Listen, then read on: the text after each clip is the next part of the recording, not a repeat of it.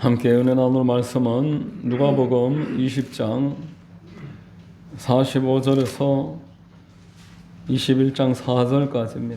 누가복음 20장 45절로 21장 4절까지.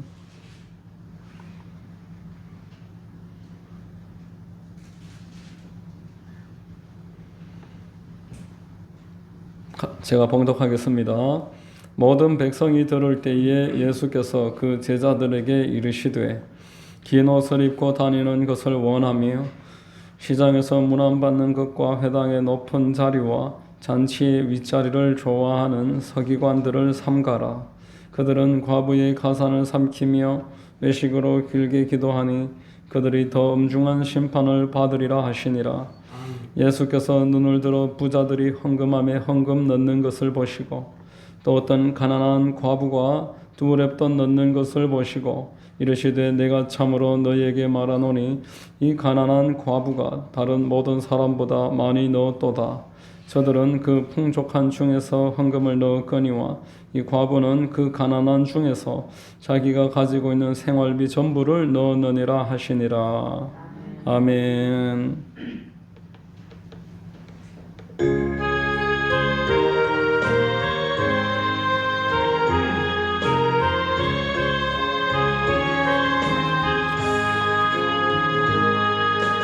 예수 우리 왕이여 이곳에 오셔서 우리가 함께 드리네 영광을 받아 주소서. 우리는 주님의 백성 주님은 우리 왕이라 왕이신 예수님 오셔서 좌정하사 다스리소서. 예수 우리 주시여 이곳에 오셔서 우리가 주께 드리네 찬양을 받아 주소서. 우리는 주님의 종들 주님은 우리 주시라. 주 대신 예수님 오셔서 이 찬양을 받아주소서. 아멘. 할렐루야. 수요예배 나오신 여러분들 주님 이름으로 환영하고 축복합니다. 저는 봉독해드린 누가복음 20장 45절 이하로 외식과 섬김이라는 제목으로 말씀 전하겠습니다. 성령께서 큰 은혜 주실 줄로 믿습니다. 자, 여러분 오늘 본문 말씀 바로 앞에서 우리가 쉽게 생각했었는데 다윗의 자손 예수여 이렇게 부르는 게 참 잘못되었다라는 것, 이것을 예수님이 지적을 했습니다. 예수님이 다윗의 혈통으로 오신 것이 예언이 되었고 실제 오셨지만 그러나 다윗이 예수님이 장차 오실 것을 바라보면서 주님이라고 불렀습니다. 퀴리어스라고 불렀습니다. 우리의 주라.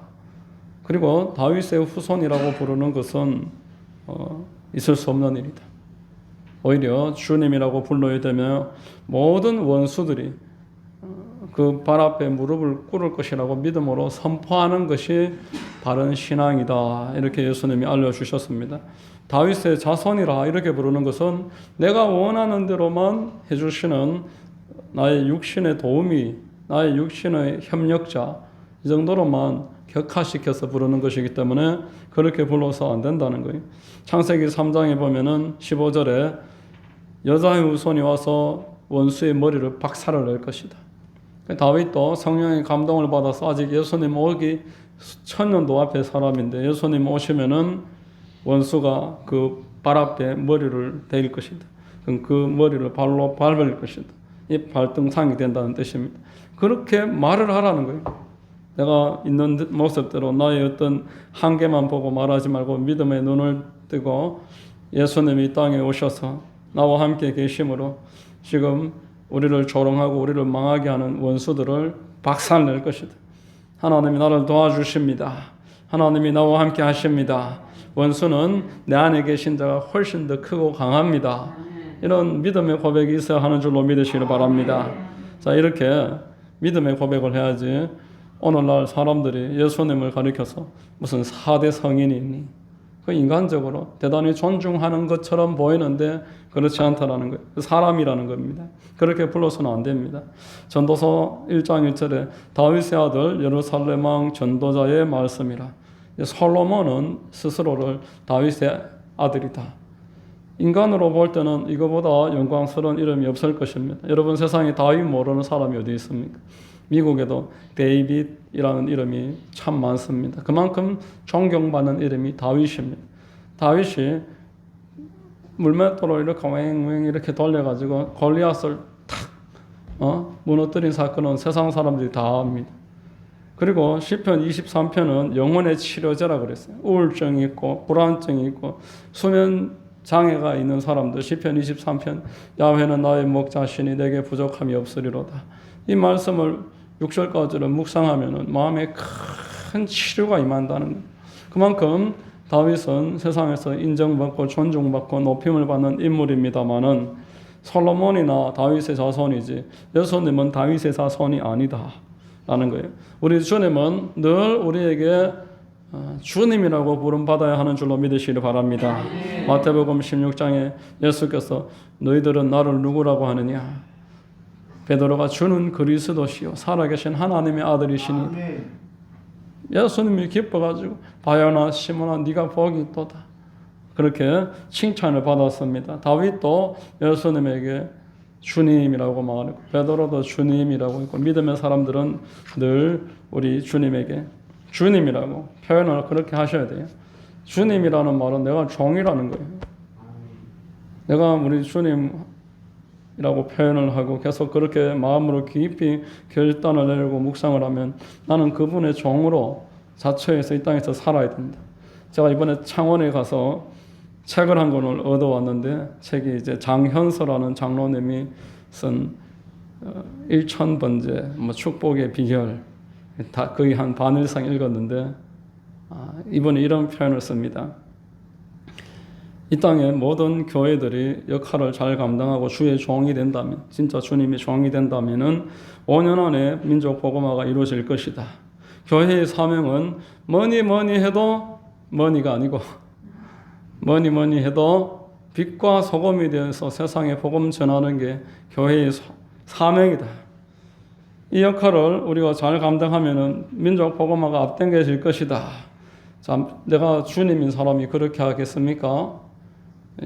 예수님이 주님인 사람만 빛과 소금으로 전도자의 삶을 사는 줄로 믿습니다. 자, 오늘 본문에 그럼에도 불구하고 말씀하는 것은 앞으로 이 땅의 교회 가운데 외식하는 자들이 득세할 것이다. 이것을 말합니다. 교회에 종교인들이 많을 것이다. 예수님이 예고하고 있습니다. 가슴 아프지만 모든 교인들이 전부 주의 종이 된다는 목사가 된다는 말이 아니고 정말 자기가 주의 종이라고 생각하면서 그렇게 사는 사람이 그렇게 많아진다는 것은 사실상 안 되는 말이라는 겁니다. 종교인들이 교회에 가득하게 될 것이다. 이렇게 말씀했습니다. 본문 46절에 긴 옷을 입고 다니는 것을 원하며 시장에서 문안받는 것과 회당의 높은 자리와 잔치의 윗자리를 좋아하는 서기관들을 삼가라. 저 깡패들, 창녀들, 술주정뱅이들을 삼가라 이렇게 안 했어요. 지금 이 말을 듣는 사람들은 이 성전 앞에 대제사장들, 바리새인들, 서기관들, 장로들 이 나름대로 관심 있는 종교인들이 다 모여 있는데 그 앞에서 서기관이라는 것은 이제 전체를 지금 총칭해서 그렇게 말을 하는 겁니다. 서기관만 그렇겠습니까? 서기관이라고 뭐 다 그렇습니까? 잘하는 사람도 있겠지요. 그러나 완장차기를 좋아하고 윗자리를 좋아하고 문안받기를 좋아하고 이렇게 하는 행동을 경계하는 것입니다. 여러분, 권력욕은 타락한 사람들의 특징입니다. 이 세상의 특징입니다. 사람들이 모이면은 권력이 생기고 그 권력욕을 가지기 위해서 온갖 이전 투구가 일어난다라는 겁니다. 창세기 11장에 보면 바벨탑을 샀습니다. 바벨탑을 만들어서 자기 이름을 내려고 합니다. 모든 권력자들이 하는 일이 그런 일들입니다. 애굽의 피라미드를 만들고 또 중국의 그 만리장성을 만들고 이런 일들이 다 똑같은 근본에서 나오는 것입니다. 자, 그리스도가 자기의 수가 아닌 사람들은 모이면은 다 그렇게 살아간다는 것. 이것을 예수께서 오늘 우리에게 말씀을 하고 있습니다. 예수님 얼마나 자기를 낮추셨습니까? 여러분, 예수님이 우리 주님이라면 주님이 하는 일을 우리가 따라야 된다고 했는데 예수님이 어디에서 태어나셨습니까? 나사렛 그 마리아의 집에 태어났고 몸을 누인 곳은 베들레헴의 며칠간이지만 그 마을 구유에 몸을 누이셨고 사람들이 막 몰려와서 모든 사람이 주를 찾습니다. 그러니까 나는 전도하러 왔다. 그러면서 다른 동네로 몸을 옮기시고 사람들이 오병이어 때문에 왕을 삼으려고 하니까 제자들과 함께 도망가 버리십니다. 산에 올라가서 기도하시고 결국 십자가까지 지셨던 것입니다. 예수님이 낮아지셨고 또 예수님 앞에 보내신 예수님 오실 길을 준비했었던 침례 요한 그도 자기를 낮출 수 있는 데까지 낮춥니다. 요한복음 3장 33절에 한번 읽어보겠습니다. 그는 흥하여야 하겠고 나는 쇠하여야 하리라. 요한은 당시에 이제 권력자들이 몰려들 만큼 영적 능력이 탁월했습니다. 그래서 전부 다 요한에게 찾아와서 머리를 숙이고 침례를 받겠다고. 그럴 때도 이 독사의 자식들아, 이 독사의 자식이 지금 우리말로는 이 강아지들아, 똑같은 말. 이 독사의 자식들아, 강아지들아 뭐가 다르겠어요? 독사의 자식은 괜찮고 강아지는 나쁩니까? 그만큼 그 당시에는 길에 막 뱀이 돌아다녔답니다. 그래서 이 뱀 새끼들아, 그렇게 더 무서운 신랄할 표현을 사용할 정도로 우리 침례 요한은 그 당시에 자기를 낮추었어요. 예수님만 높이고자 했습니다. 사도 바울도 예수님 만나고 나니까 권력의 자리에서 쫓던 길을 딱 정반대의 길로 가면서 내가 지금까지 쫓았던 것들을 다 배설물처럼 여긴다고 그렇게 이야기하는 것을 보게 됩니다. 감옥에도 들어가도 기뻐하고 내가 포박당해도 왕 앞에 서서 당당한 거예요. 내 이름 묶였는 거 말고는 여러분들 다 나처럼 되기를 간절하게 원합니다. 이런 영적인 당당함이 우리 모두에게 있어야 될 줄로 믿습니다. 여러분, 주님의 그 만난 사람의 특징은 이처럼 자기 낮춤이 실제로 드러난다는 겁니다. 그런데 왜 사람들은 높아지기를 원할까요? 마귀가 역사하는 것의 특징이 교만이고 높아지려고 하는 모습입니다. 오늘 본문의 그 윗자리를 좋아하고 완장을 차고 긴 옷을 입고 다니고 인사받기를 좋아하고 어디 가든지 앞에 서려고 하고 사진을 찍어도 늘 앞에 서려고 하고 그런 모습들. 마귀가 높아지는 모습이 이사야서 14장의 12절 이하에 너 아침의 아들 계명성이여 어찌 그리 하늘에서 떨어졌으며 너 열국을 엎은 자여 어찌 그리 땅에 지켰는고 내가 내 마음에 이르기를 내가 하늘에 올라 하나님의 무별 위에 내 자리를 높이리라 내가 북극 지폐의 산 위에 앉으리라 가장 높은 구름에 올라가 지극히 높은 이와 같아지리라 하는도다. 그러나 이제 내가 서울 곧 구덩이 맨 밑에 떨어짐을 당하리로다 이래 말했습니다. 마귀가 하나님처럼 높아지려고 하다가 땅에 떨어졌고 아담에게 하나님처럼 되게 만들어주겠다 했는데 땅에 떨어지게 이렇게 마귀는 하나님처럼 높아지려고 애쓰고 결국 망하게 되는 것입니다. 여러분, 정치인들을 보십시오. 한 번도 인사 한 번 하러 안 오다가 이제 내년에 지방 선거한다 그러니까 온 하만을 갖다가 현수막을 덮어놨어요.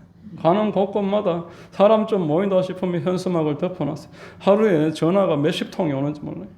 문자가 계속 오고 무슨 여론조사 하는 데서 계속 전화가 오고 계속 그런 일을 하는 겁니다. 자기를 높이려고 명함 주면서 경로당 같은 데 찾아와가지고 막 선물 주고 식당에 모시고 가서 밥 사주고 자기를 찍어달라고 그렇게 하는 거예요.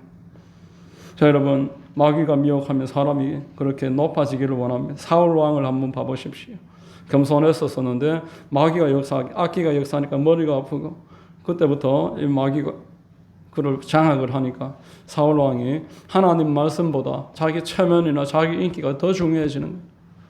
사울이 와서 제사를 지내야 되는데 자기가 다 지내버립니다. 다 죽이라고 그러고 아말렉을 멸하라고 했는데 좋은 건 다 빼놔버립니다. 사람들이 그렇게 하자 했다, 이렇게 말함으로써 마귀 역사하는 것이 높아지기를 원하고 사람들 인기를 좋아하고 말씀에 불순종하고, 이것이 마귀 역사다. 자, 예수님은 이 고난주간에, 이 중요한 시간에 제자들이 이렇게 말씀을 하는 거예요. 그리고 그 주변 사람들이 들으라고 말하는 겁니다. 종교인들, 외식하는 자들이 이 세상에 입으로는 뭐라고 말을 하든지 높아지려고 하는 자들이 많을 것이다. 자, 종교인들은 타인의 고통을 외면하고 외식합니다. 종교인들은 높아지기만을 좋아하는 것이 아니고 약자의 고통을 외면하고 그리고 외식한다. 겉과 속이 다르다. 47절 우리 한번 읽어보겠습니다. 그들은 과부의 가산을 삼키며 외식으로 길게 기도하니 그들이 더 엄중한 심판을 받으리라, 이렇게 말합니다. 여러분, 진짜 하나님이 보낸 사람들, 진짜 사람들은 약자의 고통에 민감합니다. 약자의 고통을 견디지 못하는 거예요. 하나님이 우리를 사랑하셔서 그 아들을 보내주셨습니다. 하나님이 그 아들 앞서서 침례 요한도 보내주셨습니다. 이사야서 9장 6절 한번 같이 읽어보겠습니다. 이는 한 아기가 우리에게 낳고 한 아들을 우리에게 주신 바 되었는데 그의 어깨에는 정사로 메었고 그의 이름은 기묘자라 모사라 전능하신 하나님이라 영존하시는 아버지시라 평강의 왕이라 할 것임이라. 하나님이 아들도 주시고 침례 요한도 주시고 또 여기서도 아들을 우리에게 주신 바 되었다, 이렇게 말합니다. 우리 하나님 태양과 같이 끝도 한도 없이 계속 주는 분이신 줄로 믿으시기를 바랍니다. 아들도 주시고 빛도 주시고 은혜도 주시고 양식도 주시고 과부도 보살피시고 우리의 약함도 고쳐주시는 것입니다.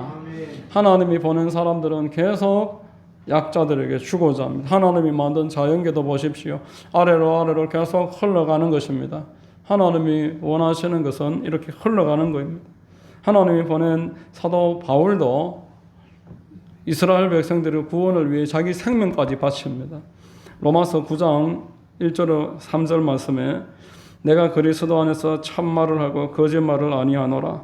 나에게 큰 근심이 있는 것과 마음에 그치지 않는 고통이 있는 것을 내 양심이 성령 안에서 나와 더불어 정언하노니 나의 형제 곧 혈육의 친척을 위하여 내 자신이 저주를 받아 그리스도에게서 끊어질지라도 원하는 바로다. 바울은 내가 구원 못 받아도 좋으니까 이스라엘 백성들이 구원받기를 원한다. 이 영적인 약자들을 살리고자 하는 그런 간절함이 있었어요. 여러분, 모세를 한번 보십시오. 똑같이 말을 합니다. 모세가 출애굽기 32장 32절에 보면은 이스라엘의 죄를 용서해 주시고 그렇지 않겠거든 나를 생명책에서 치워주십시오, 그렇게 말합니다. 계속 약자들을 돌보는 마음, 나의 도움이 필요한 자들을 찾는 그런 마음, 내 주변의 약자들을 보살피고자 하는 마음이 하나님의 마음입니다. 하나님이 우리에게 지금까지 그렇게 해주신 줄로 믿으시길 바랍니다. 사람에게 하나님이 부모를 붙여주셨어요. 모든 사람에게 하나님이 부모가 있게 하시고 그 부모가 자식에게 얼마나 보살핍니까? 더 못 줘서 안 다릅니다. 어떤 변호사이면서 목사인 이름이 기억이 안 나는데 이분이 나는 어릴 적에 보육원에서 자랐는데 부모가 없는, 그럼 네 누가 키웠냐? 하나님이 너를 키워주신 것이다. 부모를 통해서 키웠던, 보육원 원장을 통해서 키웠던 그 하나님이 그렇게 말씀하시니까 바로 무릎을 꿇고 자기 친모가, 버리고 간 친모가 있는데 찾아가서 사랑으로 연합하고, 이렇게 하나님은 약자들을 내버려 놓지 아니하시고 계속 도와주시는 분인 줄로 믿으시기를 바랍니다. 하나님이 보낸 사람들도 마찬가지로 남에게 계속 무언가 주고자 하는 것입니다. 약자의 것을 더 빼앗는다. 오늘 본문에 47절에서 말씀을 하고 있습니다. 그들은 과부의 가산을 삼킴이 외식으로 길게 기도하니 엄중한 심판을 받을 것이다.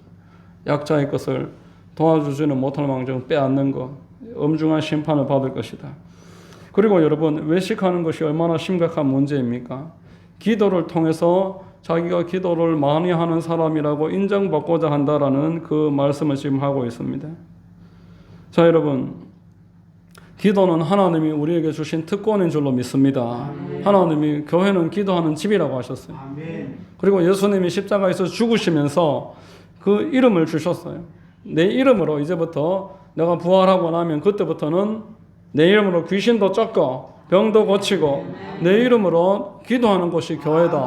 그렇게 말했습니다. 하나님이 우리에게 주신 가장 큰 선물이 기도인 줄 믿으시길 바랍니다. 이 놀라운 선물을 주셨는데 이 선물을 통해서 자기를 높이려고 하고 다른 사람들 앞에 자기를 더 인정받고자 한다는 것, 이것은 하나님의 아들을 이용하는 것입니다. 십자가를 이용하는 것. 여러분, 종교적인 지위를 이용해서 자기를 높이고자 하는 것이 얼마나 무서운 범죄인 줄 꼭 기억하시기를 바랍니다. 종교를 이용해서 남의 것을 착취하고 자기를 높이려고 하는 것, 이것은 하나님이 보실 때 더 엄중한 심판이 있다. 오늘 본명이 말씀하고 있습니다. 직분 받는 것의 엄중함을 여러분 아셔야 돼요. 목사만 직분입니까? 장로, 권사, 집사 이런 직분에 하나님의 책임이 있습니다. 그저 직분만 요구하는 게 아니고 그 직분의 그 엄중함을 알아서 내가 그 직분을 가지고 책임을 만약에 생각 안 하고 그 직분 받았을 때 내가 이렇게 높아지는 것만 계산하면 외식이에요. 내가 집사인데 집사의 책임이 뭘까? 이게 고민을 해야 되는데 그걸 고민하지 않고 그러죠. 집사의 직분만을 계속 이야기를 한다면은 집사까지는 뭐 그렇다 치더라도 권사님인데 장로님인데 그것에 대한 무게를 전혀 인식하지 않고 자리만을 생각한다면 목사인데 그 자리가 어떤 자리인지 뭘 해야 되는 자리인지 그 하나님의 말씀으로 뭘 해야 하는 자리인지 그걸 생각을 안 한다면은 그 생각 안 하는 자체부터 외식이다라는 것입니다. 그러면 엄중한 심판이 있다 이렇게 말했습니다. 하나님이 주신 이 종교적인 위치, 하나님이 주신 이 모든 기회, 하나님의 말씀과 기도와 나에게 주신 이 하루하루의 시간들, 이걸 어떻게 사용해야 되는지에 대한 관심이 없으면 그게 외식이 됩니다. 자, 세 번째, 오늘 본문에서 21장 이하의 섬김과 헌금에 관해서 말합니다. 여러분, 지금 고난주간입니다. 고난주간에 저는 처음에 21장을 읽으면서 이걸 어떻게 과연 설교를 해야 되나. 설교를 계속 연속으로 설교를 하고 있는 중이니까 여기만 펄짝 뛰어넘어갈 수는 없잖아요. 근데 왜 고난주간에 헌금 이야기를 하실까? 그런 생각을 21장을 읽기 시작하면서 참 처음에는 이해가 안 됐습니다. 자, 우리 1절, 2절 같이 한번 읽어보겠습니다. 예수께서 눈을 들어 부자들이 헌금함에 헌금 넣는 것을 보시고 또 어떤 가난한 과부가 2렙돈 넣는 것을 보시고. 자, 여러분, 신앙생활에서 우리 헌금이 얼마나 중요한 문제인지는 여러분들 익히 알고 계실 것입니다. 존 웨슬리는 주머니가 회개하지 않은 사람은 진짜 회개한 사람이 아니다 이렇게 말했습니다. 삭개오처럼 내가 남에게 사기를 쳤다든지 피해를 끼친 것이 있으면 내가 다 갚겠고 오늘부로 불이한 이익은 내가 이제 다 포기한다. 내가 의롭지 못하게 이익을 거둬왔던 것도 있었더라면 이제 그것은 내가 다 내려놓는다. 이게 예수께 헌신한 사람입니다. 오늘 본문에 지금 1절, 2절에 예수께서 헌금하는 것을 보신다 이렇게 말합니다. 부자가 헌금하는 것을 보십니다. 가난한 자가 헌금하는 것도 보고 계시는 것입니다. 마가복음 12장에 똑같은 내용의 본문을 보니까 부자가 헌금을 많이 넣었다. 어쩌면은 보란 듯이 이렇게 했는지도 모르겠어요. 막 금화 같은 것을 옷에 이렇게 가지고 와서 헌금 넣는데 우르르 쏟아부었을지도 모르겠습니다. 제가 전도사로 있을 때 교회에서 어쩌다 뭐 한 몇 달에 한 번씩 오시는 분이 있는데 수요일날 오후 예배에 항상 제일 뒷자리에 앉아요. 그러면서 헌금 시간이 다 되면은 10,000원짜리를 막 이만한 걸 몇 뭉치를 꺼내놓고 헌금 아직 기도 시작도 안 했는데 돈부터 세알리고 있어요. 그래 돈만 몇 분을 세알립니다. 정말입니다. 보란 듯이 한 10,000원짜리만큼을 장의자에 쭉 깔아놓고 뭐 돈을 막 세알려요. 이게 성도도 아닌데 한 번씩 잊을만 하면 나타나더라고요. 헌금을 뭐 10,000원짜리 이만큼씩 몇 묶음을 이렇게 세알려서 넣는 걸 몇 번을 봤어요. 그리고 여의도 순복음교회 조영기 목사님 설교를 틀어달라고 건의도 하고 그런 적이 있었는데 목사님이 지하에 틀어줄 테니까 혼자 가서 봐라고 그렇게 이야기를 해준 적도 있습니다. 자, 내가 여의도 출신이다. 내가 여의도 교회 사람이다. 그런 뭐 어떤 과시인지는 모르겠습니다만은 그렇게 여의도에서 왔다는 걸 강조하고 그렇게 하는 분들 여러 봤습니다. 여튼 이 사람은 무슨 사업을 하든지 몰라도 부자였겠죠. 그러니까 헌금을 그렇게 많이 이렇게 뭉칫돈으로 그렇게 했겠죠. 그것도 하나님 보시지만 가난한 사람이 소액을 조그만하게 드리는 것도 보시는 겁니다. 사무엘상 16장에 하나님은 중심을 보신다라고 말씀을 했습니다. 돈의 크기가 아니라 그 헌금이 정말 하나님께 내 마음을 드리고 있는 헌금인가 이걸 보신다라는 거예요. 여러분 지금 이 말씀을 하는 시간이 고난주간입니다. 아주 중요한 내용만 지금 골라서 말하고 있는데 헌금이 하나님이 주의 깊게 보신다라는 겁니다. 액수의 크기가 아니고 나의 중심을 담는 헌금 생활인지 보십니다. 3절에 이르시되 내가 참으로 너희에게 말하노니 이 가난한 과부가 다른 모든 사람보다 많이 넣었도다. 2렙돈은 그 당시 동전 중에서 가장 작은 단위입니다. 지금으로 말하면은 뭐 100원 넣었던 정도밖에 안 될 겁니다. 그러나 이 사람한테는 4절에 보니까 큰 돈이 그거밖에 없는 사람입니다. 하나님이 보시고 중심을 보시기 때문에 그 사람이 그 무리 가운데서 헌금 제일 많이 한 사람이다. 그렇게 이야기하는 겁니다. 여러분 오늘 본문만 우리가 읽어보더라도 11조와 헌금은 그 사람의 신앙의 기준에 바로 밑에가 된다는 것을 알 수가 있습니다. 그 사람이 하나님 앞에 어떤 마음인지를 알 수 있는 게 11조며 헌물입니다. 하나님은 드리면서 아깝다면은 뭐 제가 마음대로 하지 마라 이런 소리는 할 수가 없어요. 그러나 믿음대로 하시면 되겠습니다. 아까운데 억지로 하지는 말라고 성경에서 말했습니다. 중심을 보신다고 하셨지 헌금하지 말라는 말씀은 없었습니다. 1000번째 축복의 비결이라는 책을 제가 창원교회에서 월요일날, 목요일날 가서 이제 얻어왔어요. 1000번째 축복의 비결. 장현서라는 장로님이 쓴 책입니다. 이분은 지금도 지난달에도 간증 집회를 많이 이렇게 하셨더라고요. 지금도 여전히 간증 집회를 몇십 년째 하고 계시는 분입니다. 이분은 40살이 될 때까지 점쟁이를 쫓아다녔어요. 그리고 한 지역에서 가장 갑부라고 인정을 받을 만큼 큰 부자였어요. 종업원 또 한 1000명씩 있는 그런 사업을 하는 사람이었습니다. 80년대 후반, 90년대 무렵 그쯤이었던 것 같은데 그만큼 80년대쯤에 큰 부자였는데 부도를 맞았어요. 사업을 하다 보니까 30억 부도를 맞았습니다. 그게 이제 도망자 신세가 됐어요.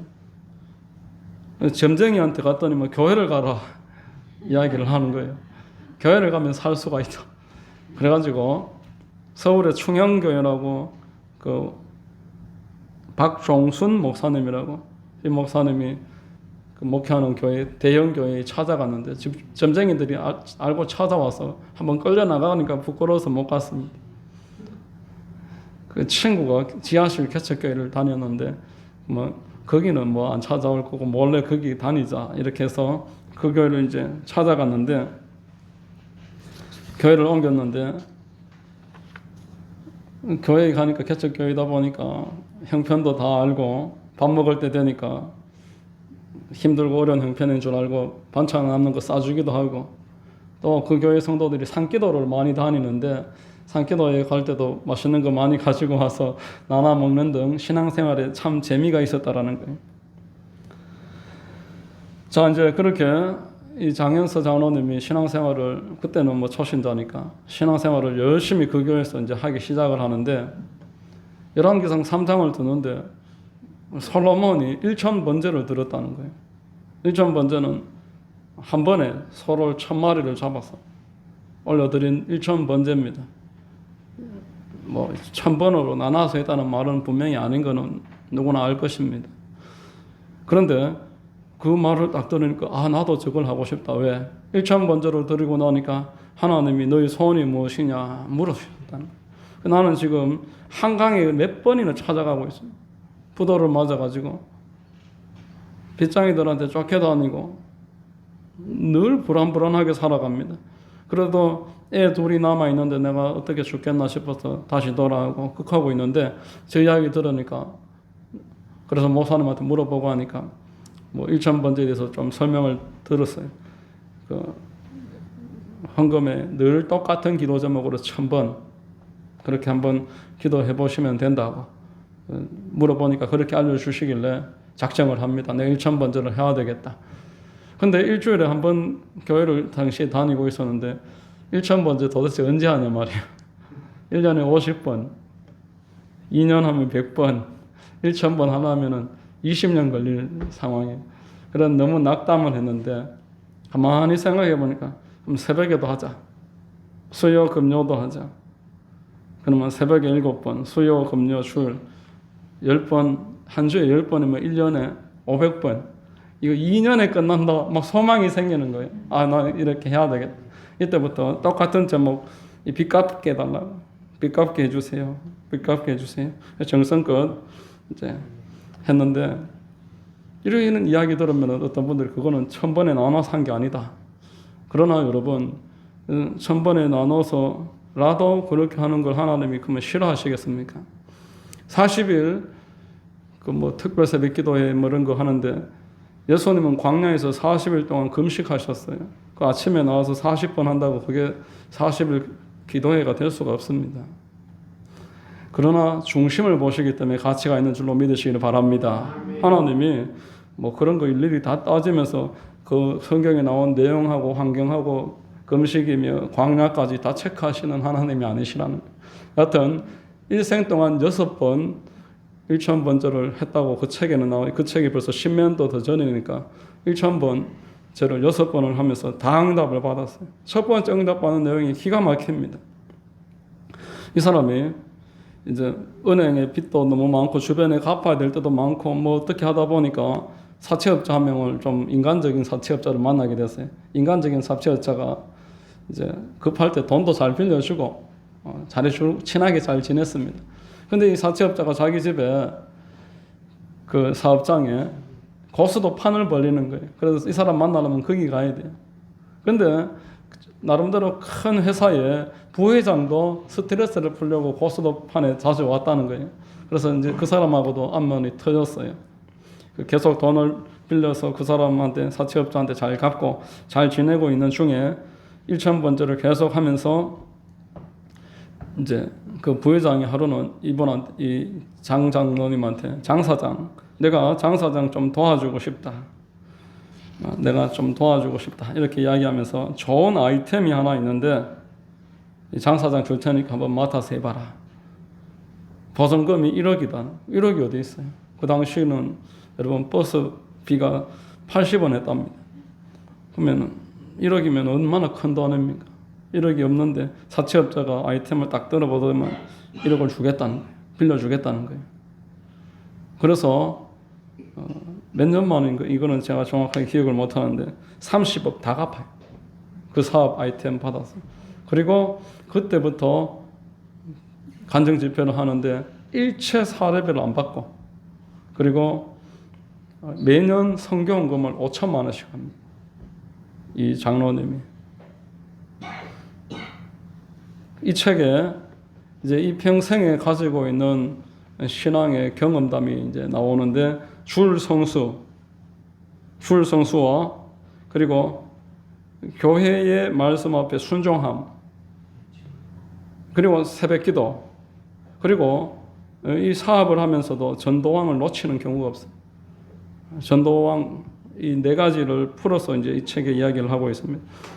주일날 헌금하는 것도 여러분 얼마나 정성껏 헌금하는지 제가 그 내용을 읽으면서 오늘 이 본문을 하나님이 이렇게 풀어주시는구나.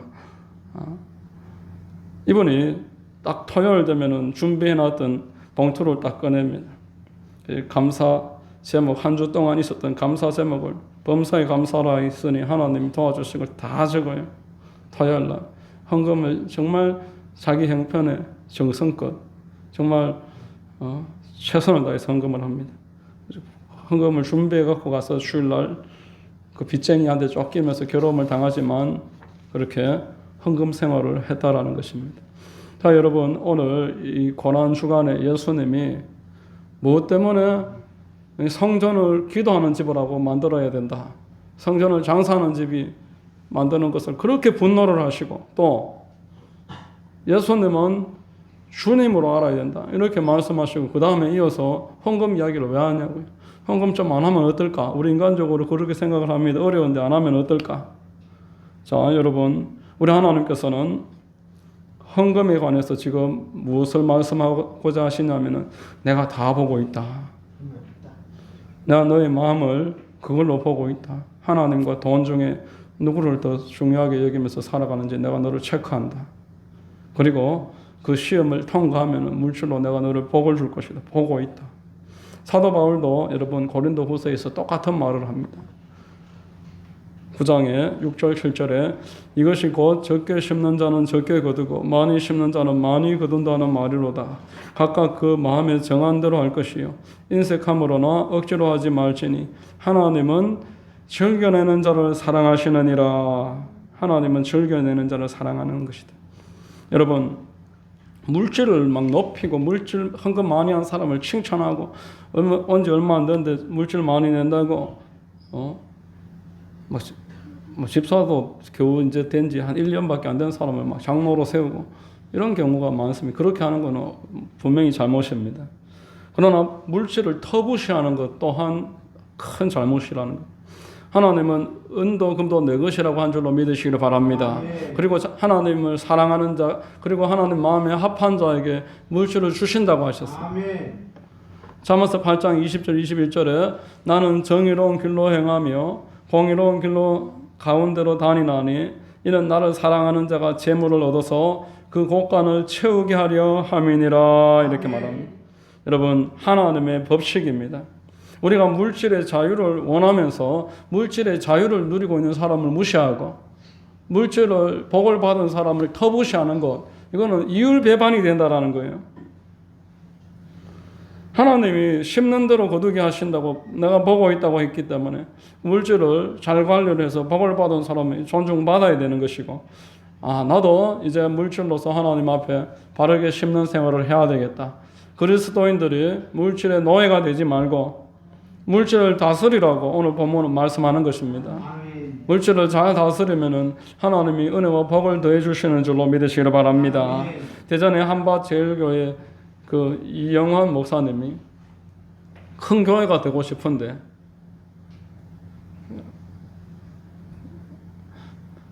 주변에 큰 교회들 때문에 내가 꼭 큰 교회를 못 하고 있는 것처럼 큰 교회를 그렇게 미워했다는 거예요.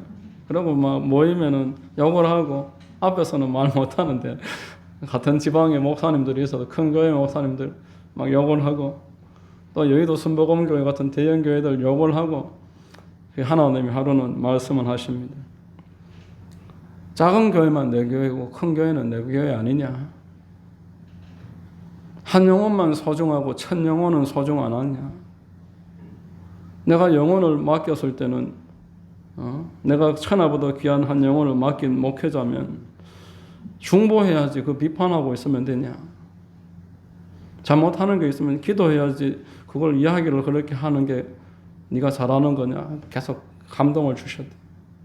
그때부터 리스트를 뽑아요. 대전에 있는 교회들 리스트를 쫙 다 뽑아요. 그리고 전국적으로 유명한 교회, 여의도 순복음교회부터 해서 큰 교회들 이름을 다 적어요.